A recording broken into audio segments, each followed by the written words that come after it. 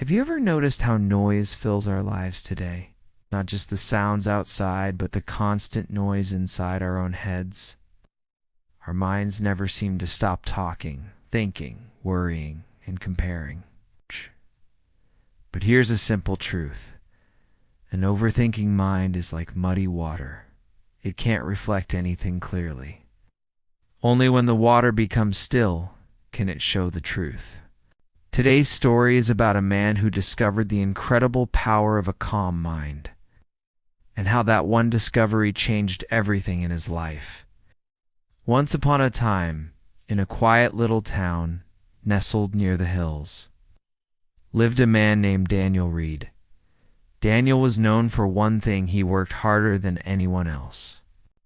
He owned a small furniture shop, and every single day he opened it before the sun rose and closed it long after the sun had set. But while he worked tirelessly, his mind was a storm of constant worry. He worried about bills, worried about his competition, he worried about what customers thought of him, even worried about things that never even happened. At night, when the rest of the world slept peacefully, Daniel lay wide awake. He replayed every mistake, every conversation, every fear in a torturous loop. He often whispered into the darkness, "If only I could stop my thoughts for just one moment." One afternoon, after a particularly stressful week, Daniel lost his biggest client. It was the final straw. His hands started to tremble. His chest felt tight, like a band was squeezing it. He walked to the back of his shop, sank onto a stool, and whispered to the empty room, "Why does my life feel like it's spinning completely out of control?" Just then, the shop door creaked open. It was Elder Rowan, a kind old man who often visited Daniel for a cup of tea. Seeing Daniel's pale and distraught face, he asked softly, "What troubles you, my friend?" Daniel sighed, the weight of his thoughts pouring out. "My mind never stops, sir. It just goes on, and the more I think, the worse I feel." Elder Rowan smiled gently, a warm and understanding look in his eyes. "Come with me tomorrow morning," he said. "I want to show you something." The next morning, Daniel, feeling a mix of curiosity and desperation, followed Elder Rowan up a winding path on a hill behind the town.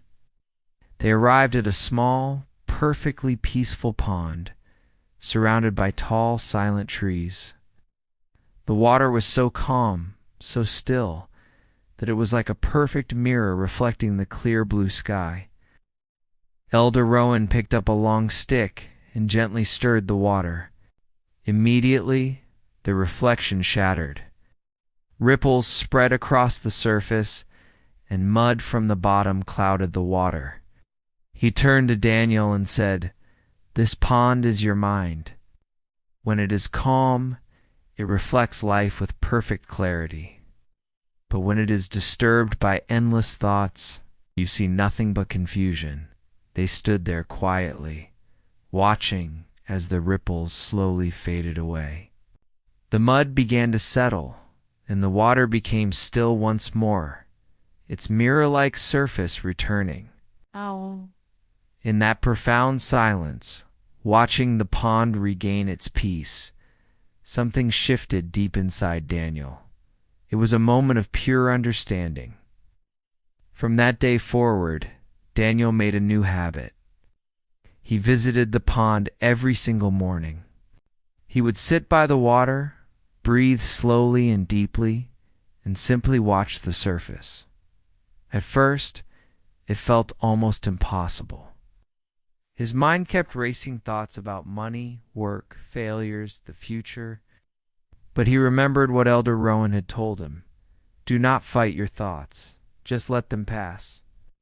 Like clouds drifting across the sky, day by day something inside Daniel began to change. His mornings grew more peaceful. His words became gentler. He started to smile more, a genuine smile that reached his eyes. Even when problems came up at the shop, he didn't panic anymore. He faced them with a newfound steadiness.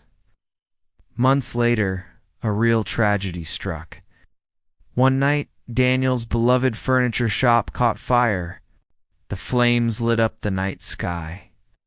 People from the town rushed to help, expecting to find him broken, hopeless, and destroyed. But what they found was Daniel, sitting calmly on a bench across the street, simply watching the flames. A friend ran up to him, yelling over the crackling fire, "Daniel, how can you be so calm? You've lost everything."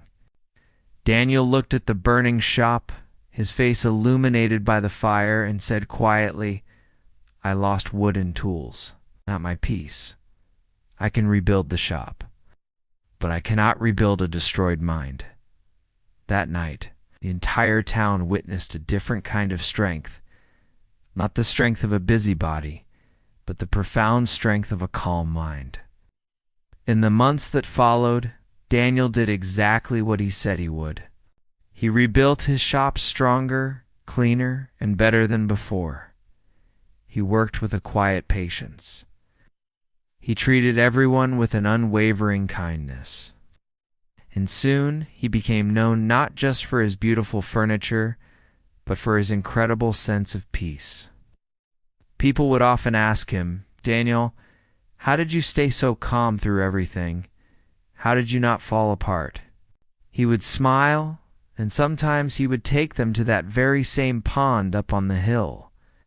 He'd let them watch the still water and say, "When your mind is calm, you can see solutions, even in the middle of chaos." So, my friend, remember this story. Your thoughts are like waves, and life will keep throwing stones into your pond. That's unavoidable. But if you learn to stay calm, to let the ripples settle, your reflection, your truth will always return. A calm mind doesn't mean a life without problems. It means having a mind strong enough not to drown in them. If this story touched your heart, remember that peace is already inside you. It's just waiting for a little silence to set it free. Don't forget to like, share, and subscribe, because one calm story can truly change a noisy life.